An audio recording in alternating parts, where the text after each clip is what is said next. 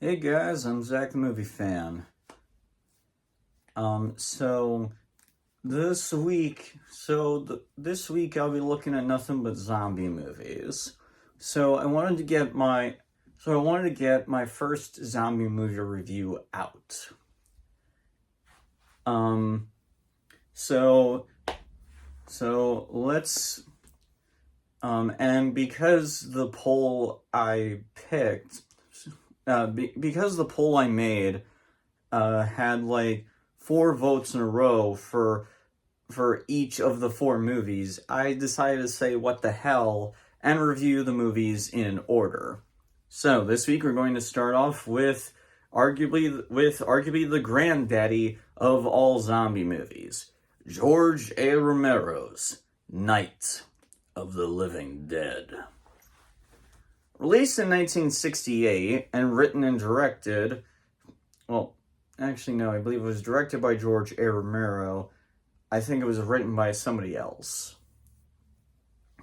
Full disclosure, I actually haven't seen, full disclosure, I actually haven't seen a lot of zombie movies, or at least enjoyed a lot of zombie movies.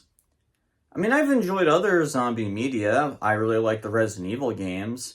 I've been playing Dying Light the Beast recently, and I have a lot of fun there, despite not liking the other Dying Light games.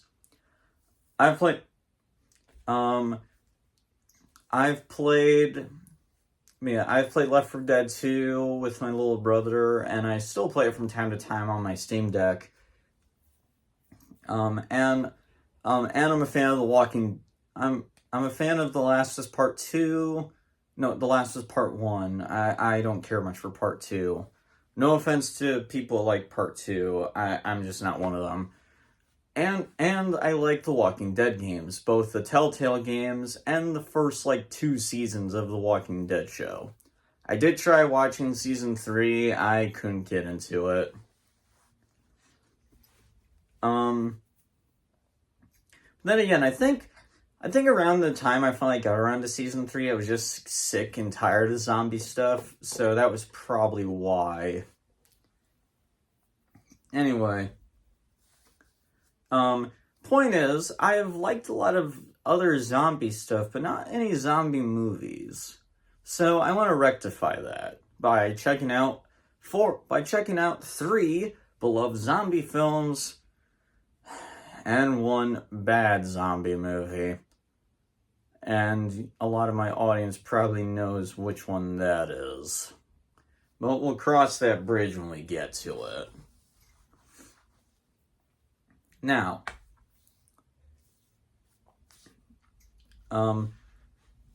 yeah.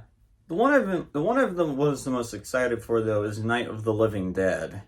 Mostly because George A. Romero's zombie movies are considered some of the best in the genre. So much so that there's actually been there hasn't been that surprising amount of zombie movies that have ever topped it. Some that have gotten close, but nowhere near as close as beloved as George A. Romero's trilogy, Night, Dawn, and Day. I don't really have a lot of experience with George A. Romero's zombie movies, though. I watched Land of the Dead years ago, and I thought it was okay. I played that shitty video game made based off Land of the Dead called Road to Fiddler's Green. I played that a lot as a kid, and I don't know why. And years ago, I watched Zack Snyder's remake of Dawn of the Dead. But I've never actually watched a lot of... I've never really gotten that into Romero's zombie films, so we're going to change that by looking at Night of the Living Dead and seeing if it still holds up all these years later. And the answer is yes. Yes, this movie is great. It is incredible. It still holds up incredibly well, in my opinion. Night of the Living Dead tells a very simple story. A group of people are holed up inside a farmhouse, while they're surrounded by undead creatures. They don't call them zombies. They basically all try to hold up in the house until day, and hope that the zombies don't get inside. There's a lot. There's a lot to like and admire about this movie. The one thing I notice immediately is that this film is very well shot. Romero goes for a lot of interesting shots and angles for scenes that really do add to the intensity of what's going on. It's a filmmaking style that feels both fitting and yet somehow amateurish. It actually reminded me a lot of the first Evil Dead movie, where that film also has like some very amateurish kind of cinematography, but also looks really cool at the same time. I actually wouldn't be surprised if Sam Raimi actually might have taken some inspiration from Night of the Living Dead. Yeah, the characters in the film are likable. The best character in the film by far is Ben. Ben is actually what made this movie kind of a big deal at the time. Keep in mind, this was released in 1968, so at that time, having a black man as the main character was a really big deal. Although the funniest thing is that it's technically accidental. From what I've researched, George A. Romero did not write Ben's part with a black person in mind, but just that the actor who plays Ben just nailed the audition so well that they casted him. And you could probably tell a lot of the dialogue was clear, as none of the dialogue really brings up racism at all, and even George A. Romero has shot down anyone suggesting that the movie has themes of racism. But that's part of what makes Ben such a likable character. He's a nobody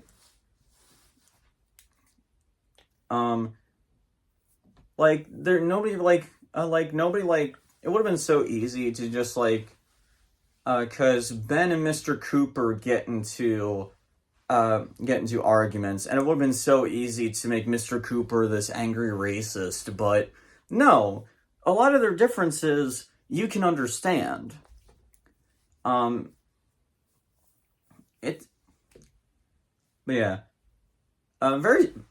It's actually funny because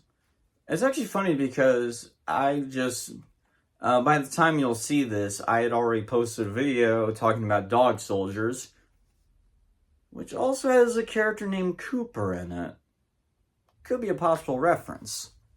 Anyway, very similar to Dog Soldiers, I like Ben because he's the most level-headed in the group, and he stands his ground on a decision when he makes it.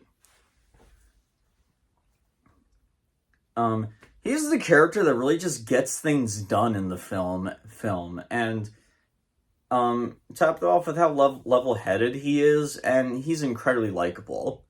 This is the kind of guy you would follow. This is the kind of guy you would follow the lead if ever a zombie apocalypse happened. You wouldn't guarantee you would survive, but if you stick with Ben, you would at least stand a fighting chance. A lot of the other characters too are also likable. I heard some people rag on Barbara because she doesn't do a lot in the film. Honestly, I never found her that much annoying, but I can get the frustration. She really doesn't do much, and she mostly just kind of sits on a couch 90% of the time. But at the same time, she just lost her brother, and there are zombies walking around. It would be nice if she actually did do something, but her being in a state of shock is understandable, and probably realistic if something like this ever happened. some people are just not going to have the mental fortitude to really to really try and adapt to a situation like this, at least not immediately.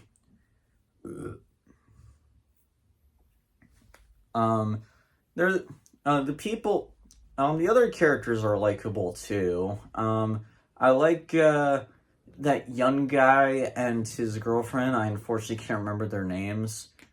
Mr. Cooper and Helen, along with their daughter, are also interesting. I don't want to say likable. I mean, I like Helen, not very much Mr. Cooper.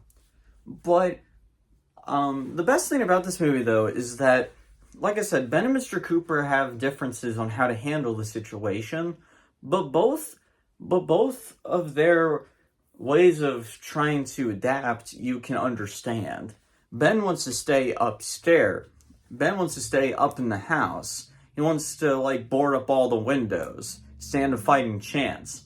Whereas Mr. Cooper thinks it would be a lot safer to just stick down in the cellar and bar the door there. And honestly, you can see both points of views. And every character does feel like they have a role in the group.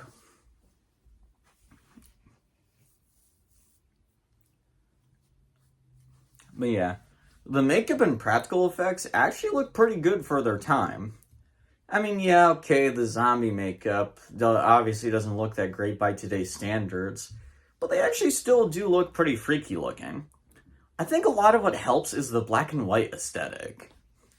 I believe I mentioned this when I talked about the remake of Psycho, but black and white can actually add a lot to a horror film, and this movie is no exception. Because the film takes place at night, whenever you see the dark shadows and silhouettes of the zombies in the back, it's legitimately unsettling. Even though they don't look quite as ghastly as other undead and other zombie movies or zombie media, they still look pretty good for the time this movie came out. Probably the most shocking thing about the film is how much the filmmakers got away with. This movie gets surprisingly violent. I mean, we see zombies eating on human bones, eating on intestines. There's this one woman zombie who's just completely naked the entire film. And I don't even think they explain why she is.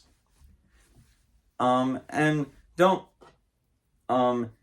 thought maybe she's like one of the, I thought maybe that zombie might have crawled out of a ground or something, but her body doesn't look decomposed at all, so her guess is good as mine as why that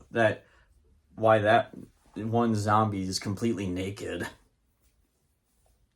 The movie actually gets away with a lot of violence.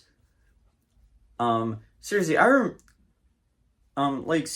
remember hearing that when Psycho came out in 1960, how that movie opens up with Marion in her bra, and even then, even though she didn't show any nudity or anything, even that was considered scandalous. So I can only imagine the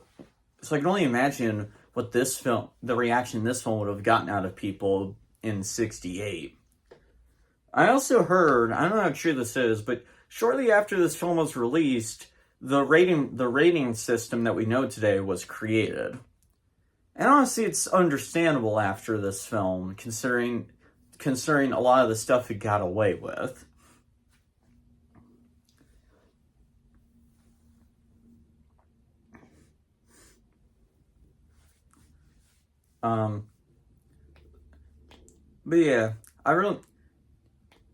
But yeah, I really liked how the film was shot. I liked a lot of the characters. The music, well, old school, I still feels holds up pretty well. And the ending is incredibly tragic and such a bummer. It's an overall classic, and I definitely see why it gets the recognition it deserves. I still think it holds up incredibly well today. So yeah, Night of the Living Dead gets an A+.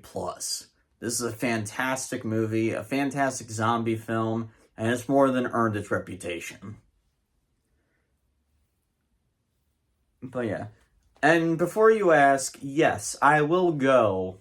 Yes, I will check out all the other Romero zombie movies, including the remakes. But I don't want that to take up all of November. I could I'll probably continue the Romero series next year. But yeah. So with that being said, Night of the Living Dead. Have you guys seen it? What do you guys think of it? Let me know down in the comments below. And if you like what you see here, like, comment, and subscribe, and hit the notification bell so you never miss a video. That's all I got for today, guys. See ya. Next week we'll be continuing the zombie marathon with 28 Days Later.